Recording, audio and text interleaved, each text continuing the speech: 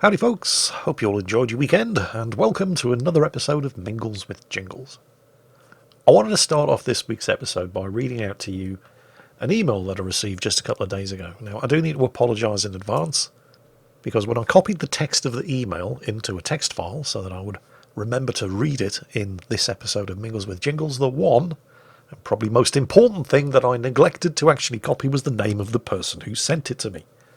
So we're going to have to call him Dave because I can't remember what his name was. I know, I'm so bad. He'll recognise the text of the message straight away, of course, so he'll know that, this is me responding to him. But what can I say? I am crap. Anyway, this message greatly amused me, and hopefully, once I read it, you'll understand why. So without further ado, here's Dave's message. Hey, old man, I am your biggest fan. Like I said, it starts off strong and then just keeps getting stronger. He continued to say, I love you because you are my grandfather's age, so I'm going to call you Grandpa. So, Grandpa, I'm an 11-year-old kid from Nepal. I know you don't even know where it is on the map, but I absolutely love Her Majesty's Kingdom. Okay, two things. First of all, holy shit. This is an 11-year-old Nepalese kid, and his written English is better than most 11-year-old English kids. So, wow. Well done for that. Secondly, of course I know where Nepal is. Nepal is where the Brigade of Gurkhas come from, and one of the most famous brigades and battalions of riflemen in the entire history of the British Army. The Brigade of Gurkhas originally consisted of 10 regiments in the Indian Army, which was run under the British Army, but when India gained its independence, one of the terms of their independence was that they were allowed to keep 6 of the 10 Gurkha rifle regiments. The other 4 were transferred to the British Army, where they have remained since the 1st of January 1948 and have served with distinction ever since. In the 1950s, they deployed to Malaya to suppress the communist revolution there. In the early 1960s, they were deployed to Hong Kong as part of the British presence there, performing security duties, patrolling the border. In the 1970s, they deployed to Cyprus after the Turkish invasion to perform peacekeeping duties there. In the 1980s, they fought Argentina with the rest of the British Army and the Royal Navy in the Falklands. In the 1990s, they took part in operations in Kosovo. And in the year 2000, they performed peacekeeping duties in both East Timor and Sierra Leone. And I had the great pleasure of meeting the battalion of Gurkhas who had the duty of keeping the peace in Sierra Leone in the year 2000 after the Civil War had ended. I was there with HMS Newcastle on the way down to the Falkland Islands for a period of South Atlantic guardship duties. They were incredibly hospitable.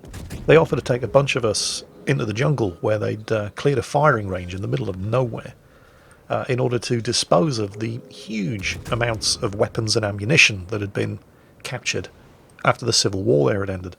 The weapons were all just broken up and buried, but before they could do that, they had to get rid of all of the captured ammunition as well.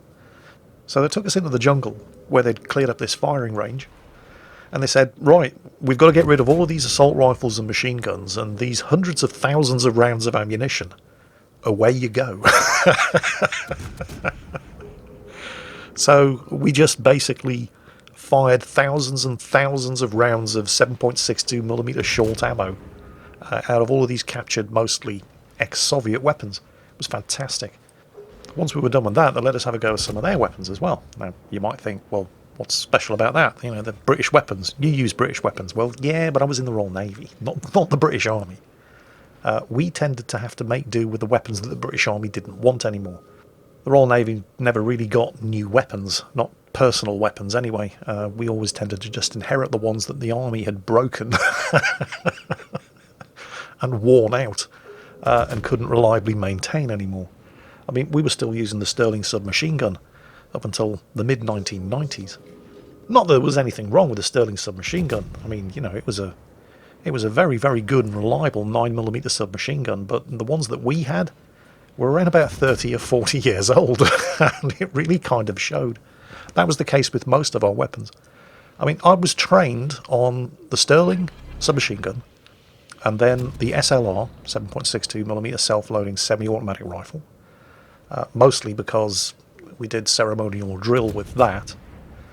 And when I was a radio operator and part of the boarding team, and you're rapid roping from a helicopter onto the deck of a merchantman with a Klansman radio on your back, you don't really want to be weighed down with a big old rifle as well. So I was also trained in the Browning high-power 9mm pistol, which is actually a Czech weapon, believe it or not. But again, these weapons were all years and years and years old and were really worn out. So I'd never really had the opportunity, while I'd trained at this point and fired the SA-80. That was pretty much it. I'd never fired a general-purpose machine gun. I'd never fired an M249 Mini-Me.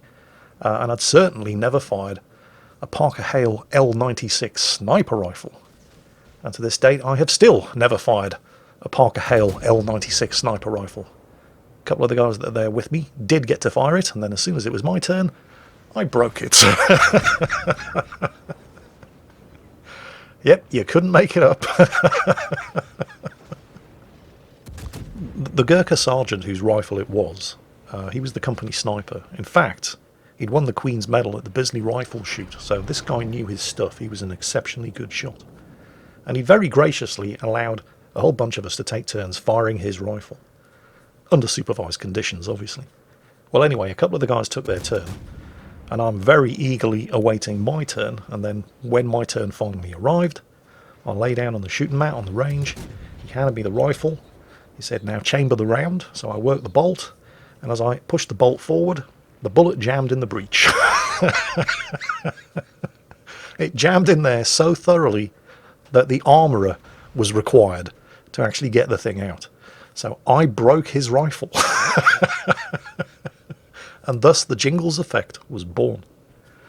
So, yeah, I know the Gurkhas, and I know Nepal. In fact, just a couple of months ago, I was at my local supermarket, and I had my trolley full of food and stuff, and I'm there at the checkout.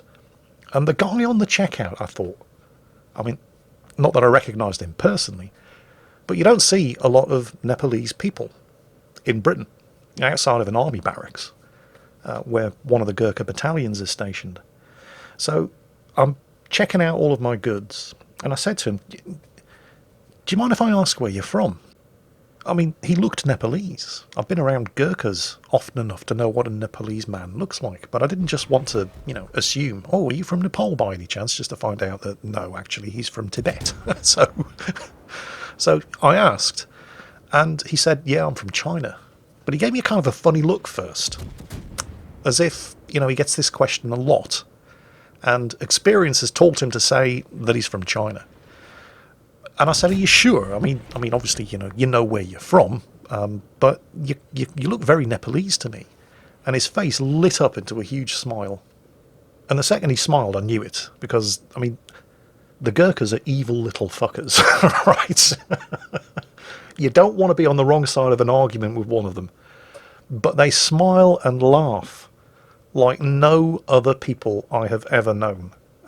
Their whole face just lights up. And he was overjoyed, because every time he'd been asked that question in the past, he'd said, yeah, I'm from Nepal. And people had said, where? They'd never heard of it. So rather than just go through the whole rigmarole of having to explain where Nepal was, he just started saying, I'm from China, and leaving it at that. And he was delighted. He said it was the first time anybody in Britain had asked him that question and had actually known where Nepal was, which I think is a just shocking tragedy, given the service that the people of his country have performed for the British Army for hundreds of years. The fact that hardly anybody in this country can even point to where he's from on a map is just shocking. But it turned out that his father and his grandfather and his great-grandfather had all served in the Gurkha rifle battalions. And in fact, he was the first generation of his family in living memory to not actually be in the army, and instead he was going to university and he was working in the supermarket to support himself while he studied. So yes, I can actually point to Nepal on a map, and I have actually heard of your country. Anyway, back to the rest of his message. He continued to say, my father was in the British Army. He said it was his most important duty to protect Her Majesty's interests throughout his life, and he died doing so. Why am I telling you this? Because you are my grandpa, and I want to request you something. I have every Royal Navy ship in the game except one, HMS Belfast. So can you please gift either a Belfast or a Missouri? Please, I can't buy it. I know you must be thinking that this is stupid, but you know if it's stupid but it works, it's not stupid. The decision's all yours. Goodbye, Grandpa. Okay, couple of things. First, I mean, even though I've already said this, I can't begin to tell you how embarrassed I am that I neglected to actually copy your name into the text message that I'm reading this message from. Because the fact that your father was a member of the Regiment of Gurkhas, served in the rifle battalions, and was killed while doing so, the fact that I don't even know his name is just, well, it's shameful. But I'd like to thank your father for his service on behalf of the British people. Especially all of those British people who have never even heard of the Gurkha Rifle Battalions and couldn't point to your country, Nepal, on a map. Thank you so much for your service.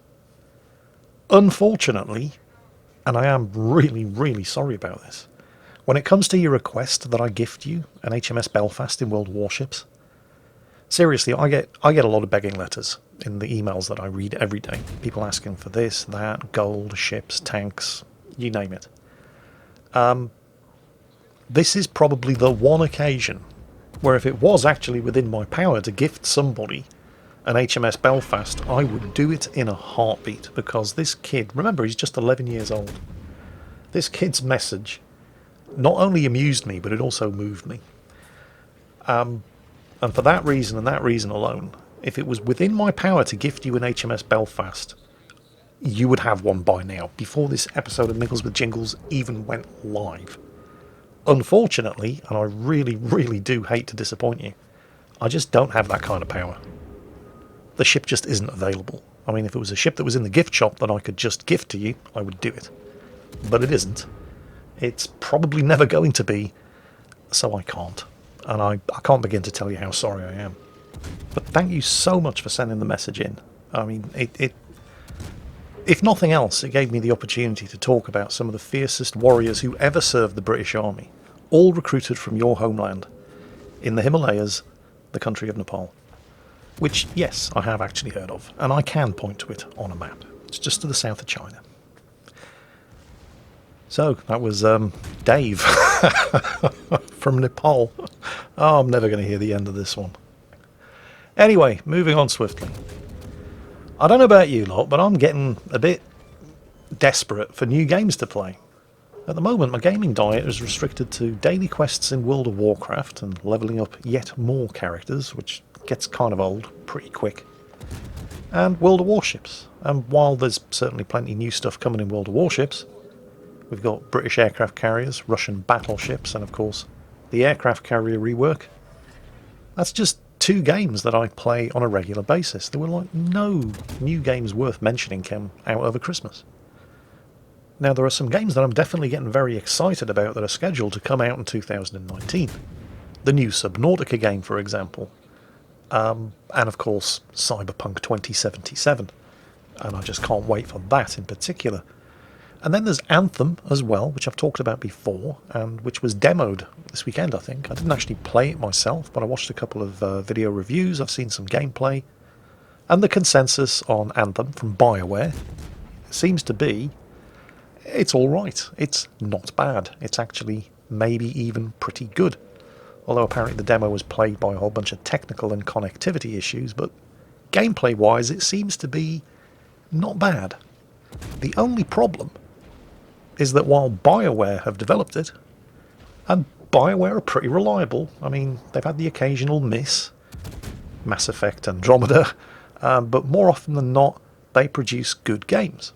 And Anthem, on paper, seems to be ticking all the kind of boxes that I'm most interested in. Because I'm particularly keen on games that you can play in co-op, because I'm looking for things that I can play with Rita. And Anthem is kind of designed from the ground up. I mean, you can play it solo if you want to, but it really comes into its own if you play it in co-op. The only problem, the only potential fly in the ointment, is that it's Electronic Arts who are publishing it. And you cannot trust Electronic Arts to not screw it up. Regardless of how good or bad a job BioWare do, and it's BioWare, so they'll probably do a good job. But you can guarantee that because Electronic Arts are publishing it, It's going to be riddled with microtransactions. Progression is going to be deliberately grindy in order to make you pay for boosters that enhance your progression, and entire sections of the game are almost certainly going to be locked behind Season Pass paywalls. So while Anthem looks like it probably will be a pretty good game, I'm certainly not going to be pre-ordering it. I'm not going to be buying it on the day of release. I'm going to be waiting at least a couple of weeks until it's been out to see what kind of shenanigans Electronic Arts try to slip in under the radar after release, and in order to read what other people have been saying about the game after they've had a couple of weeks to get to grips with it. And then I probably won't buy it anyway, because unless it is spectacularly good, and it might be, but unless it is spectacularly good, I mean, we're talking game of the decade here, buying Anthem would still mean putting money in the pocket of Electronic Arts. And that's like giving money to Satan. So, yeah, probably not. Which still leaves me looking for something good to play over the next couple of months until at least the Subnautica game comes out, and then probably the next several months until Cyberpunk 2077 is available in a playable state. So like I said, I was getting kind of desperate for something new to play, and then Salvation appeared in the most unlikely form.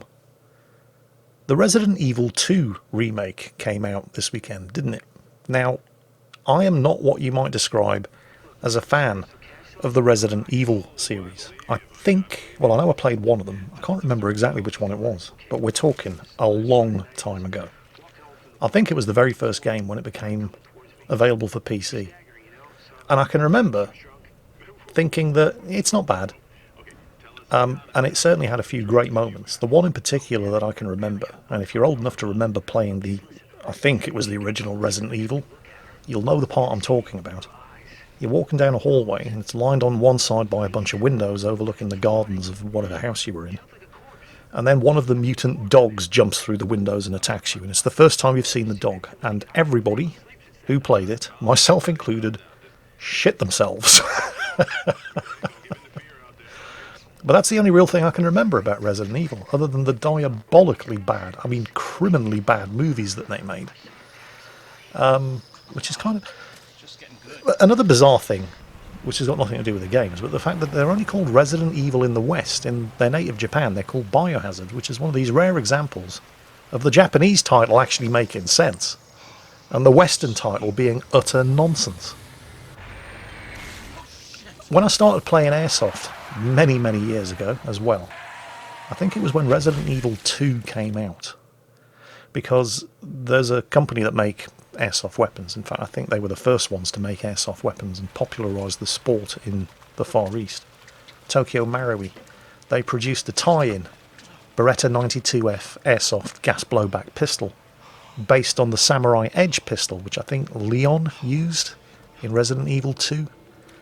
And I can remember turning up to play airsoft one day, and a whole bunch of people were getting very excited because somebody had finally got their Samurai Edge Beretta 92F on import from Japan.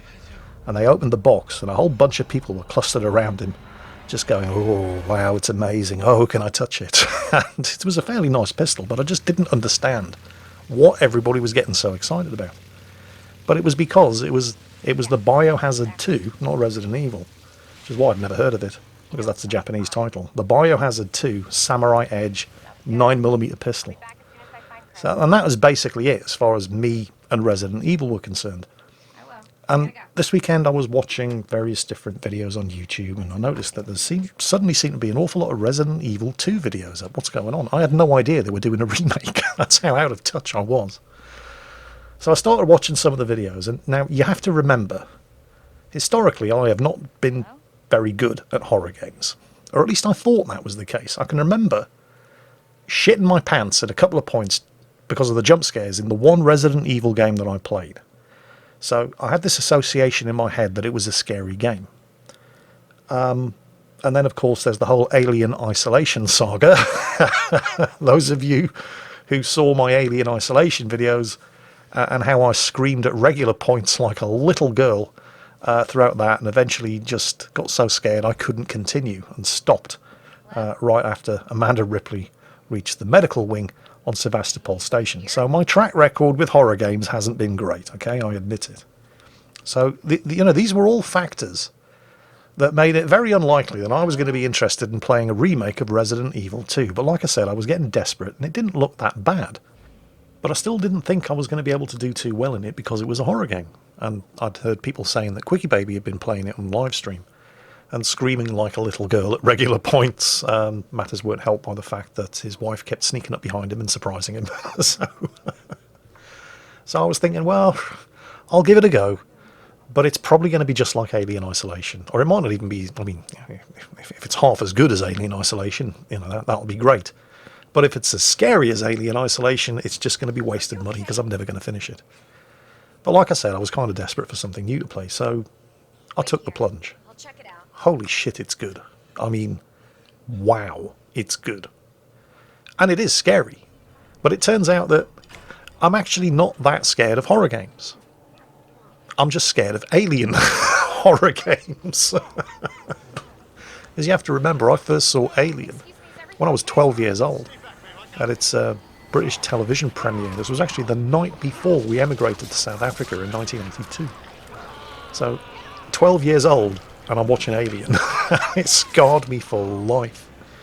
I think at this point, I'm genetically predisposed to be terrified of the alien.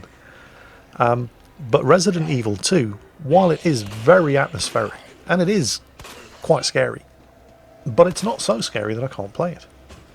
I think I bought and downloaded it on Friday night, and then pretty much all day Saturday, I didn't bother playing it at all. I joined Rita for some World of Warships on her live stream, and I wasn't really keen to start playing it because, like I said, I've never been a fan of the Resident Evil series. The fact that they've remade Resident Evil 2 didn't excite me. And then Sunday morning, I thought, oh yeah, I got that Resident Evil game. I should probably give it a go. 9 hours later, I'm going, I should probably go to the toilet and get something to eat. I hadn't been able to put the game down. It is completely engrossing. It is absolutely fantastic. And it's probably going to be keeping me occupied for many, many days and weeks to come. I may even start doing a video series on it. We'll see how it goes. I mean, it's quite hard as well, so there's no guarantee I'm actually going to be able to complete it. But we shall see. Now, this doesn't mean I'm shelving the Assassin's Creed or Red Dead Redemption series.